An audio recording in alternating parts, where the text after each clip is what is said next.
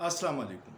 5 जुलाई 1977 को ज़ियाउल हक ने मार्शल लॉ लगा के एक सियाह दौर का पाकिस्तान में आगाज़ हुआ था और आज 5 जुलाई के दिन ही एक सियाह तरीन दिन है कि आज सच की आवाज़ों को दबाने के लिए इमरान रियाज़ ख़ान को गिरफ़्तार कर लिया।